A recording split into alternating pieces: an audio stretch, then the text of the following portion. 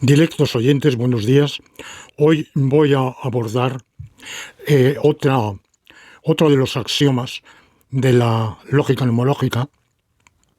Recuerdo que la lógica nomológica está constituida por 14 principios, de ellos 3 reglas de inferencia, 2 axiomas que expresan normas y 9 axiomas que expresan implicaciones normativas.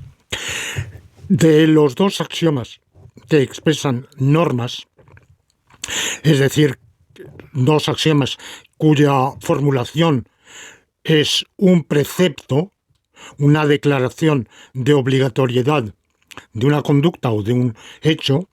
El primero ya lo vimos la semana pasada y el segundo es el que vamos a ver hoy, la obligatoriedad de la realización del bien común. Bueno, este principio, este axioma, en la página que tienen ustedes ante sus ojos, principio de preceptiva realización del bien común, es el renglón número 1. Obligatorio alfa. Alfa viene del griego agazón, que significa el bien, lo bueno, y en este caso abrevia a que se realice el bien común. Que se realice, es decir, que se trabaje para el bien común y, en la medida de lo posible, se alcance, se consiga. Es una obligación de medios o de resultado. Bueno, esto, evidentemente, la lógica por sí sola no lo dice. Habría que planteárselo. Yo pienso que es una obligación de resultado. Es obligatorio que se consiga realizar el bien común.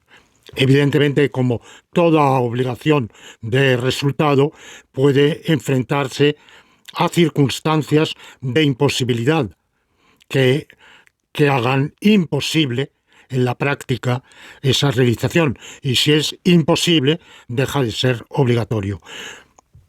Pero mientras únicamente sea arduo, difícil, trabajoso,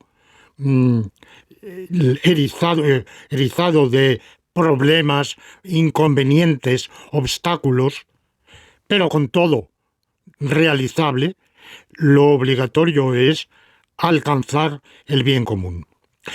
Bueno, primero, este axioma de lógica puede sonarles, y de hecho les ha sonado extraño, cuando no asombroso, a los habituados a una lógica como la lógica deóntica estándar, porque ciertamente, en primer lugar, esa alfa es una constante sentencial. Y la mayor parte de las lógicas se construyen sin constantes sentenciales. La mayor parte, pero no todas, justamente. Hay contraejemplos. Uno de ellos, una de las mejores, más difíciles, más trabajosas, axiomatizaciones del cálculo sentencial clásico, es el de Alonzo Church en su Introduction to Mathematical Logic, una obra de los años 50, muy difícil. Yo recuerdo su estudio que se me hizo muy cuesta arriba, pero también me ayudó después a tratar con otras obras que en comparación con esa eran coser y cantar. Y la hondura, la profundidad, el empaque de la obra de Church hace que la mirada teórica que uno tenga ante lo que podría ser la lógica clásica sentencial con las tablas de verdad, pues es una cosa sencilla, pueril, y sin embargo, examinada como él lo hace, adquiere una dimensión de hondura y de alcance intelectual incomparablemente mayor. y uno de los instrumentos de esa realización es precisamente una constante sentencial. También se han propuesto constantes sentenciales en algunas lógicas relevantes, en algunas lógicas modales, en lógicas temporales. O sea que, si bien es minoritario el recurso a una constante sentencial, no es algo que el autor de esta lógica nomológica haya creado de la nada o que haya salido exclusivamente de su imaginación creadora. Bueno, esta es una de las dificultades.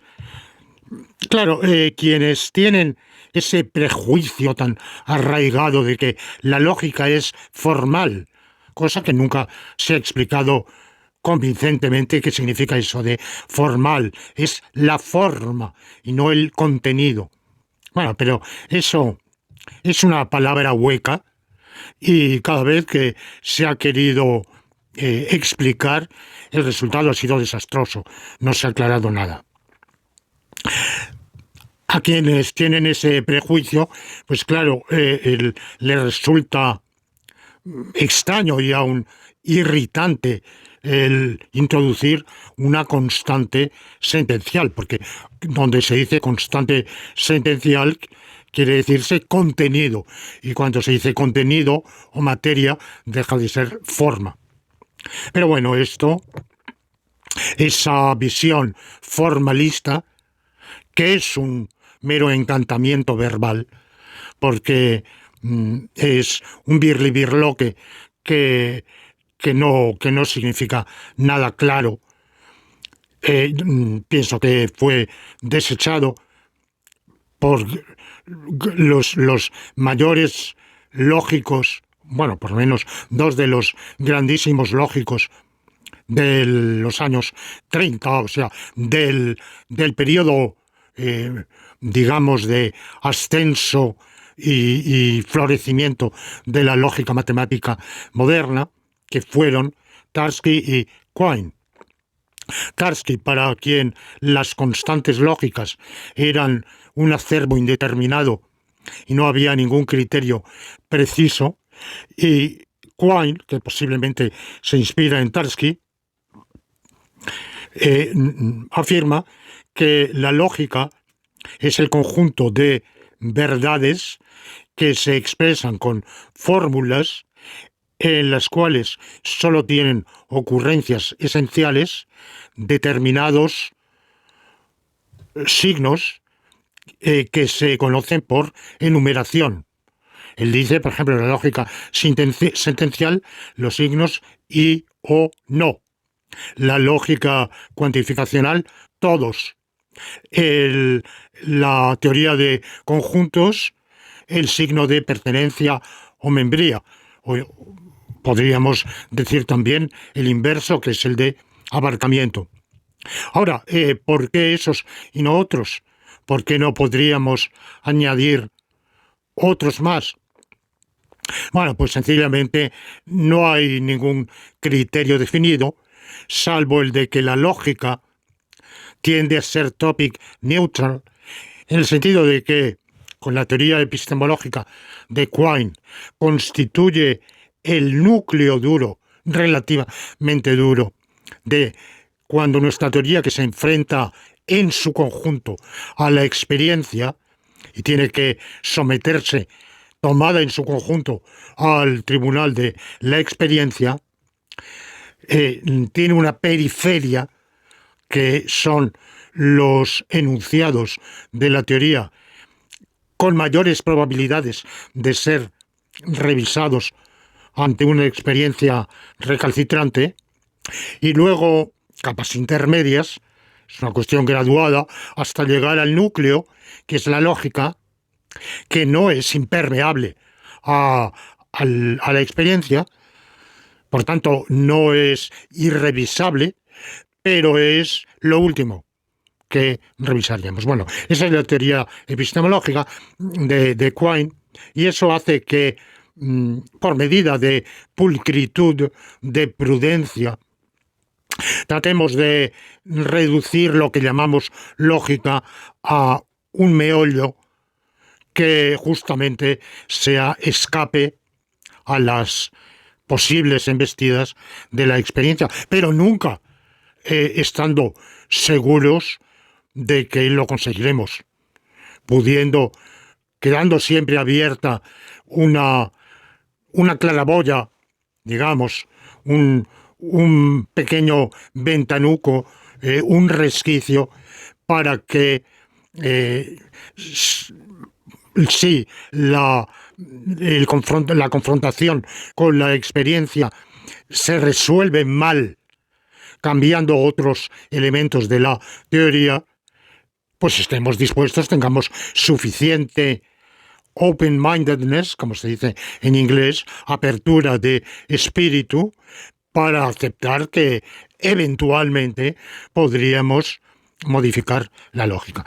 Bueno, estas ideas llevaron a Quine a ser, estas y otras, vamos, no, hay otras razones también, llevaron a Quine a ser muy prevenido y muy desconfiado en otros desarrollos de la lógica, muy reacio a las lógicas modales y otras lógicas intencionales, doxástica, deóntica, epistémica, temporal, modal. Bueno, Quine tendió y luego en el desarrollo posterior de su filosofía acentuó el conservadurismo, es cuando introdujo esos otros elementos de su famosa teoría, la indeterminación de la traducción, la inescrutabilidad de la referencia, y finalmente, en el último periodo, incluso la revisabilidad de la lógica,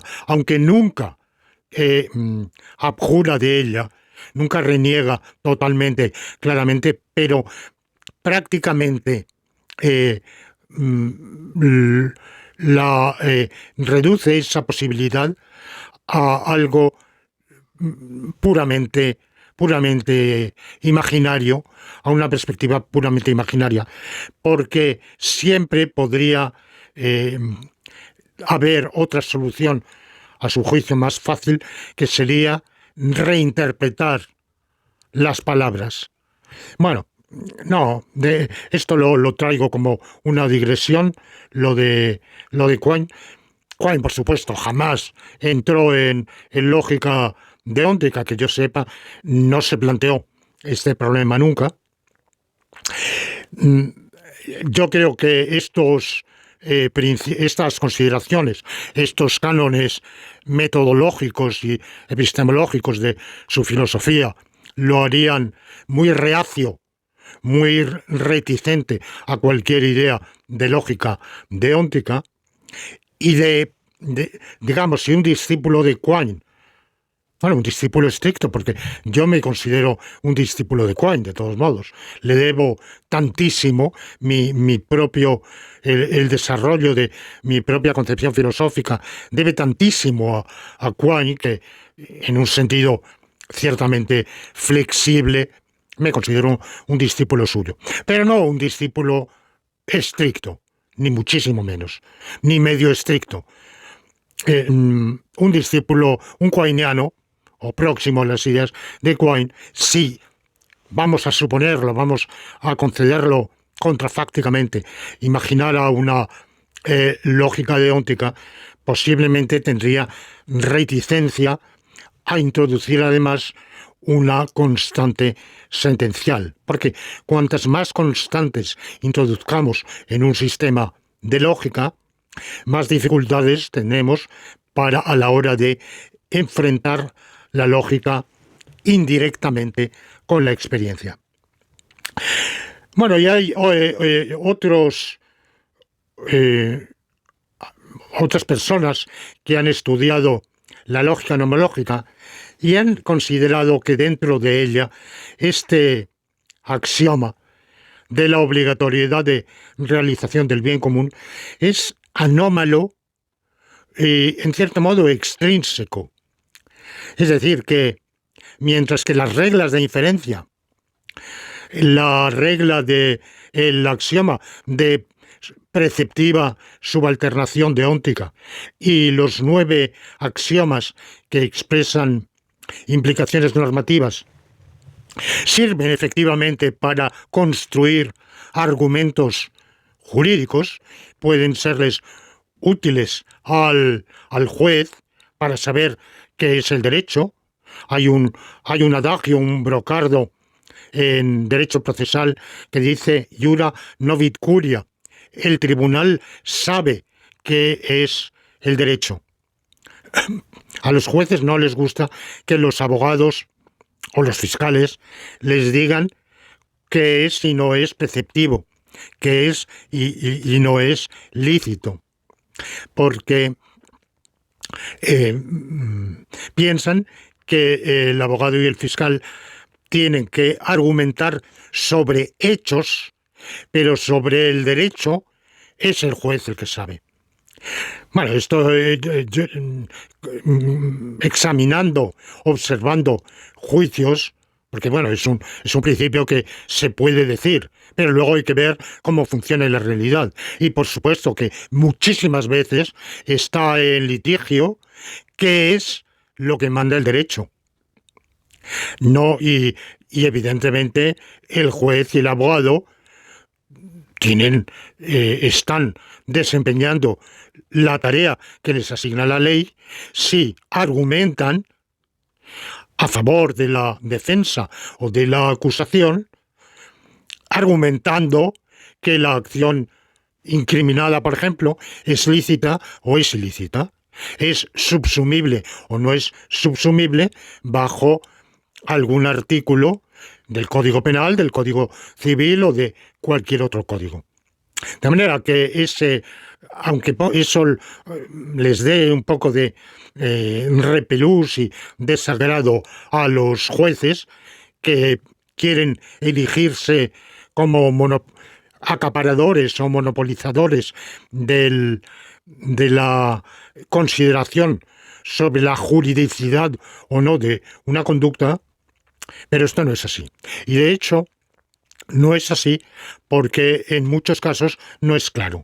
Bueno, pues para extraer del contenido que leemos en el texto de la ley, en el Boletín Oficial del Estado, para extraer las conclusiones de qué conductas son lícitas o ilícitas, o más en general, qué hechos son lícitos o ilícitos, nos valemos de la lógica jurídica y el autor de esta serie de vídeos propone la lógica nomológica como la más idónea, por lo menos de las hasta ahora pergeñadas, para desarrollar correctos argumentos de argumentación jurídica. Entonces se piensa que este axioma de la preceptiva realización del bien común es ocioso, extravagante, no va a agregar nada. Pero esto es un error. Esto es porque si consideramos el axioma en conexión con otros axiomas de la lógica nomológica, podemos primero deducir por el principio de subalternación deóntica, que no solo es obligatoria la realización del bien común, sino también lícita. Lo obligatorio es lícito. ¿A quién asiste ese derecho a la realización, a que se realice el bien común? Asiste primero a la sociedad, como persona jurídica colectiva, a la colectividad, al Estado. Segundo, a los miembros de la colectividad, a los seres humanos que forman parte de esa colectividad. Y en realidad a cualesquiera personas físicas o jurídicas que estén involucradas en esa colectividad, porque tienen derecho al funcionamiento correcto de esa colectividad, marco en el cual pueden desarrollar, pueden existir pueden desarrollar su actividad y por tanto tienen derecho a ello. Otro de los axiomas que veremos implicativos, que veremos más adelante, prohíbe cuanto impida el disfrute de un derecho. Si una conducta es lícita, cuanto la impida es ilícito. Por tanto, podemos de esto deducir que cuanto impida la realización del bien común es ilícito. Y esto por lógica jurídica, por lógica nomológica. De manera que el principio no es en modo alguno ocioso, sino que dirán ustedes, bueno, yo no he visto nunca en la jurisprudencia que se argumente así. Y ciertamente en nuestro tiempo, en nuestra época de positivismo jurídico, los operadores jurídicos, desde luego, son reacios a argumentar de un modo que cuestione, que pueda enfrentarse incluso al derecho positivo, porque el argumento que estoy presentando puede llevarnos a la conclusión de que lo dispuesto por una ley positiva puede ser ilícito, por colisionar con esos principios de lógica jurídica. Y eso significa ni más ni menos que se está anteponiendo el derecho natural expresado, formulado, enunciado en la lógica nomológica al derecho positivo. Ahora, que los jueces nunca formulen este principio, como nunca enuncien una argumentación en los lineamientos de lo que yo estoy diciendo, no significa que, con otras palabras, no argumenten así. Y lo harán invocando algún valor constitucional que en realidad no es otra cosa que una concreción parcial del bien común, o el propósito de la ley, que es una construcción. Muchas veces no es el propósito del legislador, aunque también se argumenta a veces ad mentem legislatoris, pero como no tenemos ningún instrumento para leer, y en todo caso los jueces no lo tienen, para leer la mente de nadie, quizá hoy la neurofisiología se va acercando a tener instrumentos para averiguar de manera constatable los procesos mentales. Bueno, yo creo que estamos en el comienzo de eso, pero ni los jueces ni ningún otro operador jurídico tiene esa posibilidad, de manera que la atribución de un propósito al legislador suele ser, en el mejor de los casos, por haber estudiado los debates previos, pero en todo eso hay muchos problemas, porque el legislador psicológico, por ejemplo, una ley elaborada por las cámaras legislativas, ¿cuál es el propósito del legislador? Ha pasado por 80 fases, ha sido elaborada por una comisión, aprobada el proyecto de ley en Consejo de Ministros, de ahí ha pasado a ser informada por el Consejo de Estado, ha llegado a las cámaras, se han formado las comisiones, las ponencias, luego se introduce una ponencia por alguien, pero con una que tiene una lectura subliminal, el que la propone una formulación que bueno, coge un poco desprevenidos, todo eso pasa. Bueno, ¿cuál es la mente del legislador? Hay un señor legislador que esté realmente primero haya trazado en su mente un plan claro de qué va a disponer la ley y luego se haya acogido papel y pluma y lo haya escrito. Pues no, no es así, no es así. Eso plantea un problema, por ejemplo, para el originalismo. Es una escuela muy importante de la jurisprudencia constitucional estadounidense, a favor de la cual hay mucho que decir, porque aunque haya incurrido en excesos, pero indiscutiblemente es una defensa contra interpretaciones totalmente abusivas, creadoras del texto constitucional.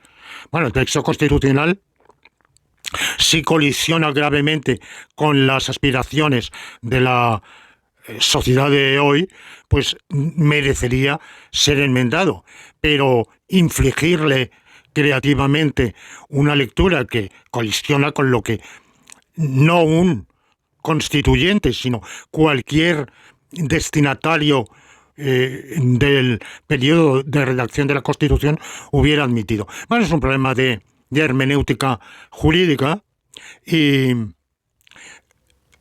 y, y el originalismo como antídoto a ciertos excesos de exégesis creativa, pues pienso que tiene un lado positivo.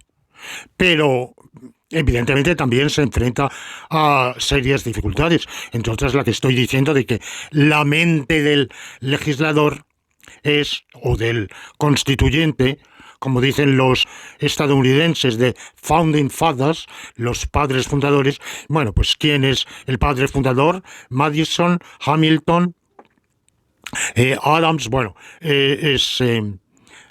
no tenían las mismas ideas tampoco. Se pusieron de acuerdo en la redacción, pero no veían las cosas del mismo modo, ni tenían la misma filosofía jurídica. De manera que muchas veces cuando se hable de la mente del legislador por parte del juez es un modo de atribuir un valor, un propósito, que se supone que todo legislador tiene, una tarea, pero si hurgamos, si excavamos, si horadamos más hondamente, vemos que aquello de lo que se trata es el bien común. Se trata de interpretar la ley de manera que cuya interpretación y aplicación redunde en el bien común y no en otro tipo de resultado. Todo esto hace que el axioma del bien común sea un axioma que juega un papel en el razonamiento jurídico y es mejor explicitarla que no explicitarla. Es mejor no dejarlo al buen tuntún, a la ocurrencia, a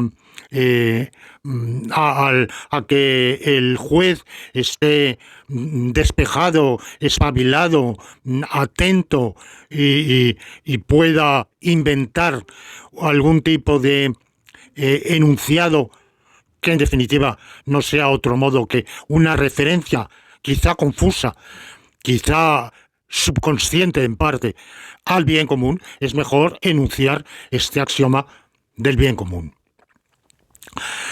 De manera que él no es en absoluto un axioma extravagante, ocioso,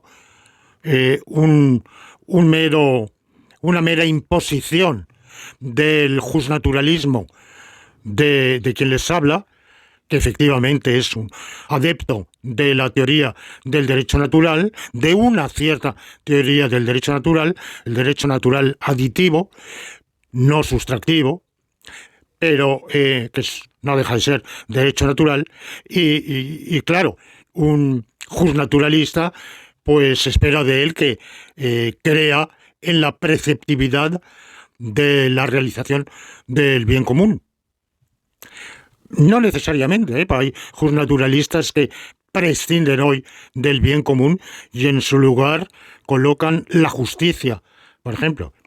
Bueno, el axioma del bien común, digamos, yo le doy esta lectura de bien común, pero esos otros justnaturalistas mitigados, como yo digo, más inclinados a un justnaturalismo de menor contenido, de menor carga, de menor valor colectivo, que incluso tienen un poco de miedo a la expresión bien común, porque ese común suena mal, común, le suena a colectivismo, a comunismo, y es mejor justicia como algo imparcial, en lo cual únicamente habría bien privado.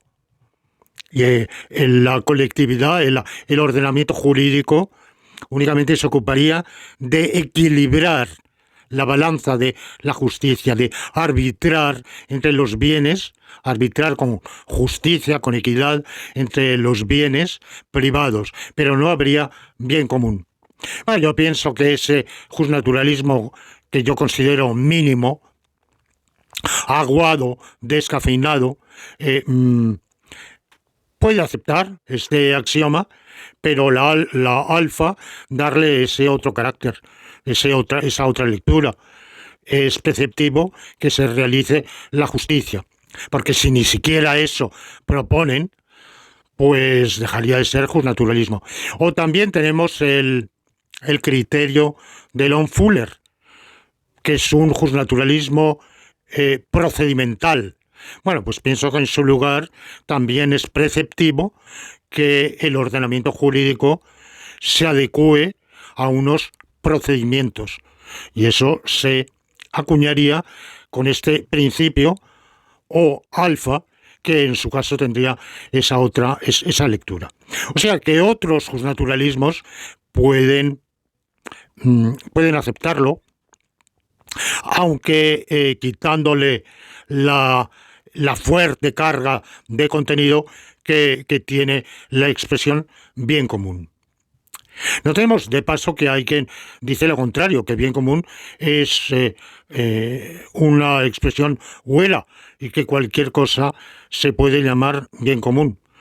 Yo creo que eso es un error, y si fuera así no se entenderían las reticencias e incluso la animadversión que otros sienten hacia la expresión bien común.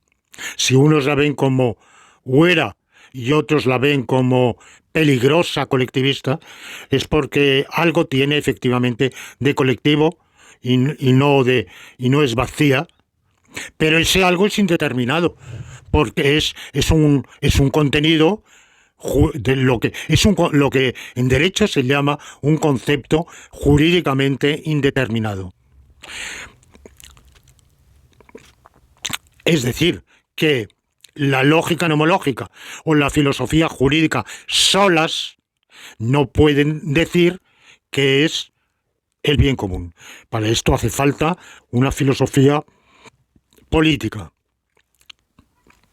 de la cual no me ocupo aquí, cae fuera del ámbito de esta serie, pero si ustedes tienen curiosidad, yo les diría que el bien común es la cantidad y calidad de vida colectiva e individual. Eso es, en parte que se tiene, de la cual se disfruta en parte colectivamente y también distributivamente, de los dos modos. Bueno, ahora voy a plantearme un problema, y es el de si en lugar de uno es obligatorio que se realice el bien común, no podríamos tener dos. Es obligatorio que sea obligatoria la realización del bien común. Si tuviéramos dos, combinándolo con el axioma de consecuencia jurídica, que estudiaremos posteriormente y que es el 3, cuando es lícito que A implique B, la obligación de A implica B, y es lícito por el principio, la primera regla de inferencia que estudiamos, de que lo necesario es lícito que la obligación de A implique la obligación de A, porque es lícito A implica A, y en este caso en vez de A es obligatorio que A, es lícito que la obligación de A implique la obligación de A.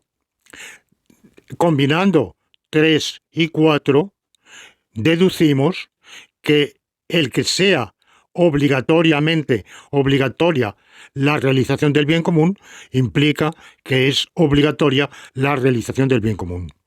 O sea, concluimos o alfa implica o alfa. De manera que si tuviéramos dos en vez de uno, podríamos demostrar como un teorema 1. ¿Y qué ganaríamos con 2?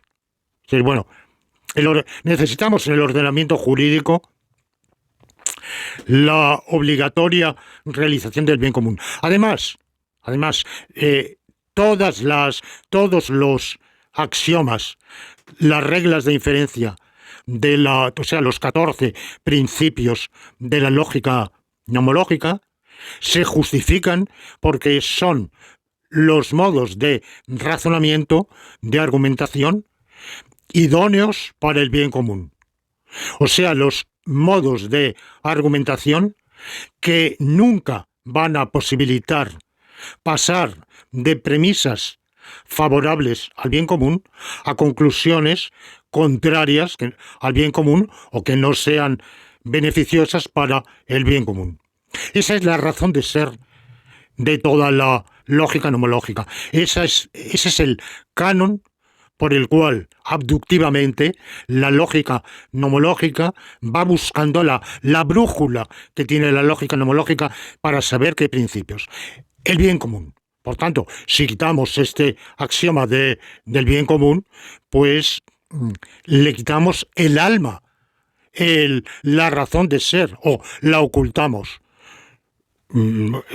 La motivación de esta lógica se expresa en este axioma del bien común. Por tanto, necesitamos que sea obligatoria la realización del bien común. Necesitamos que sea obligatorio que el bien común, que la realización del bien común sea obligatoria. ¿Qué ganamos con que sea obligatoria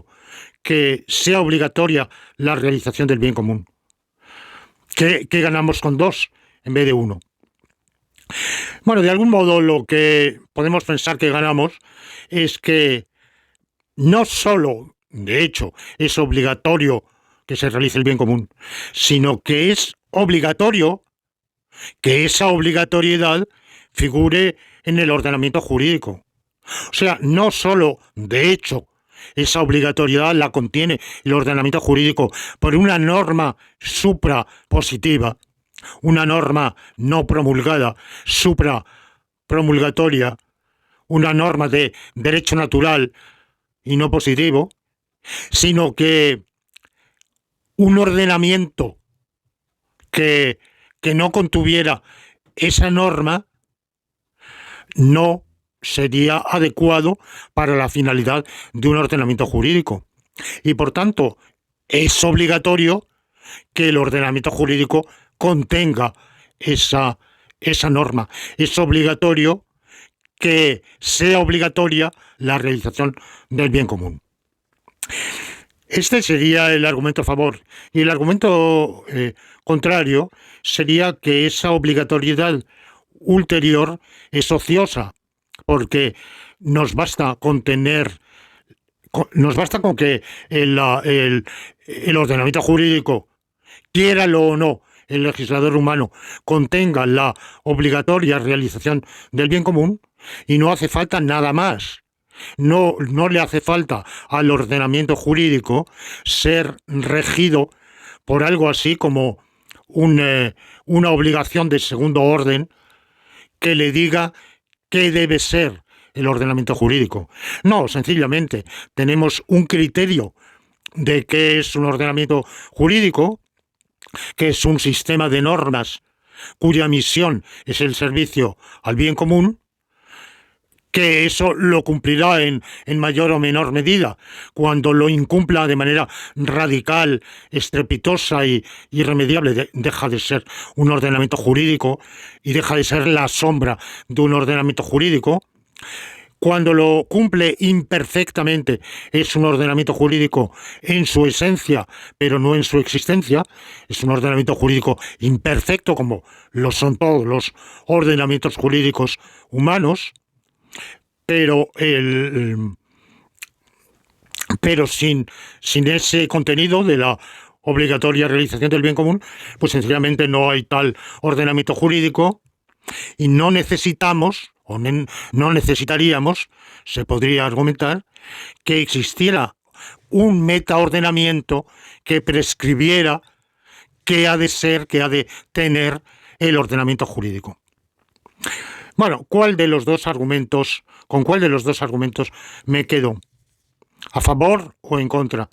¿Es obligatorio que sea obligatoria la realización del bien común? ¿O sencillamente es un hecho que es obligatoria la realización del bien común?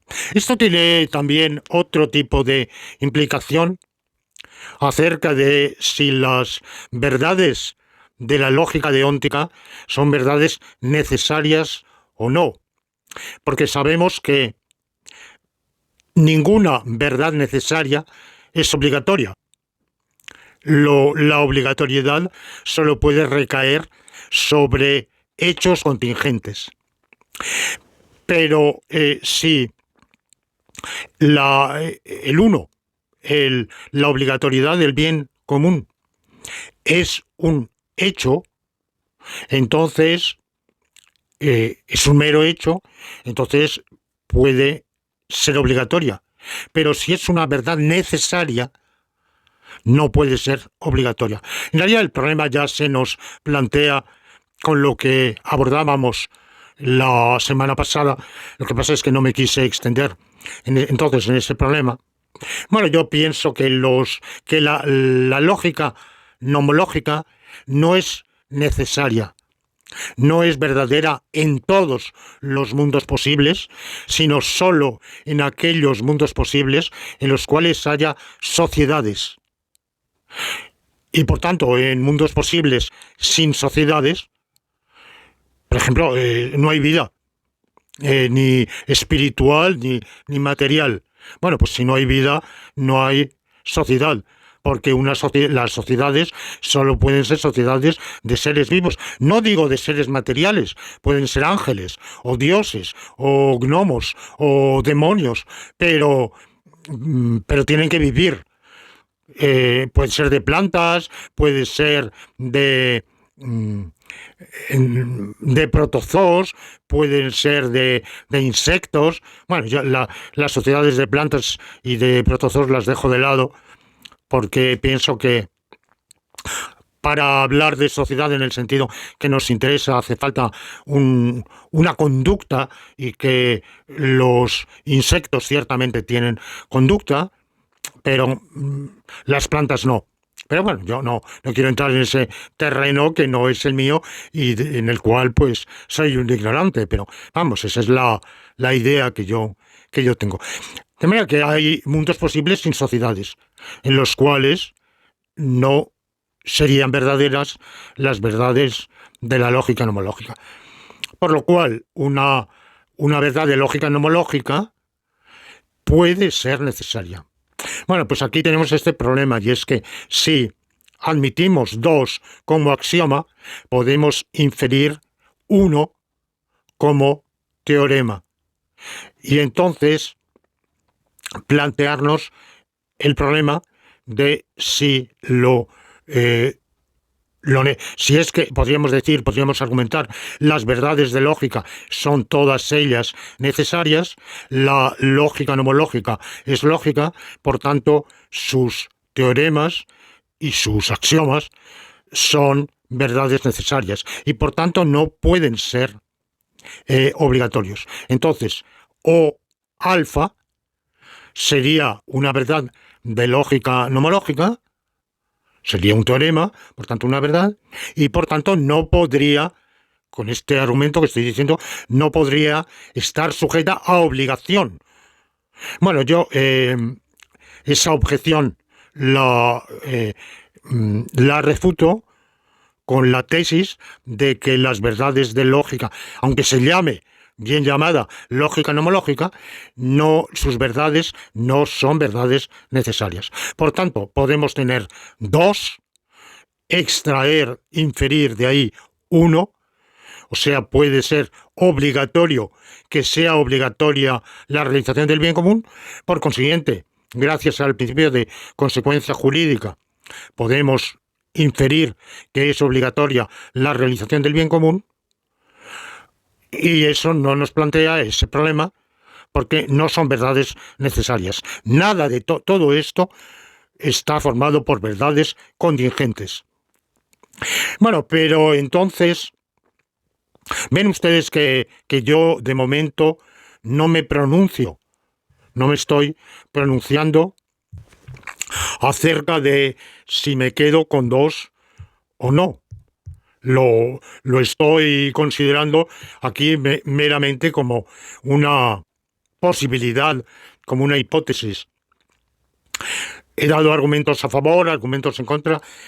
Confieso que mi inclinación es a preferir dos, a considerar que el argumento a favor de dos tiene más peso que el argumento contra dos.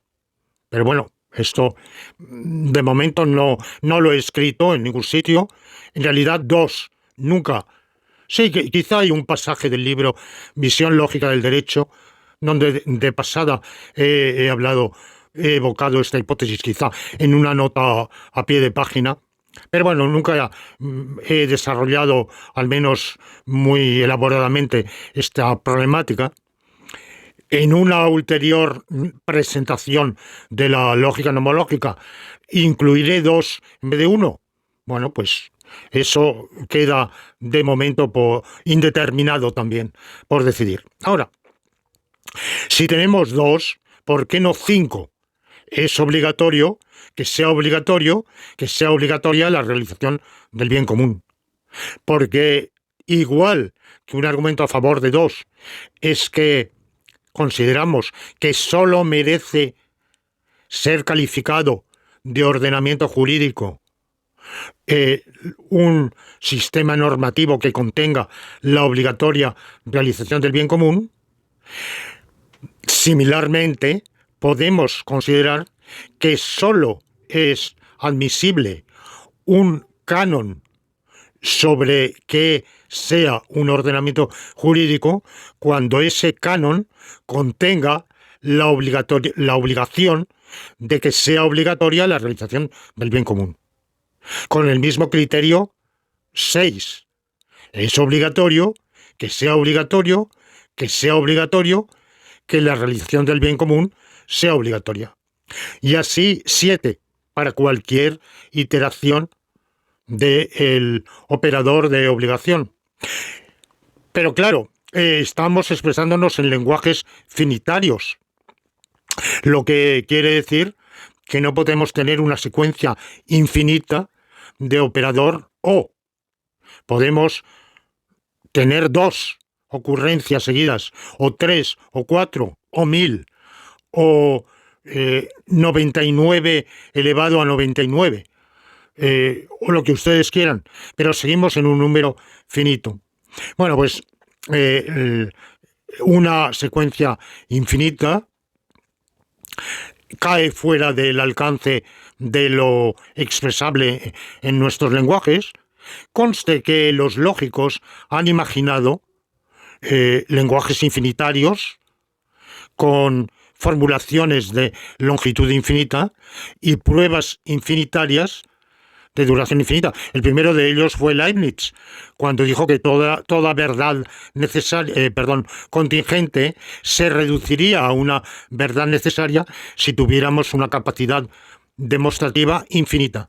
En la mente de Dios, que ve todos los pasos deductivos sin necesidad de seguir el hilo conductor, un eslabón, ve toda la cadena sin pasar de un eslabón al siguiente, tiene toda la secuencia demostrativa presente inmediatamente en su mente. Las verdades contingentes se reducen a necesarias.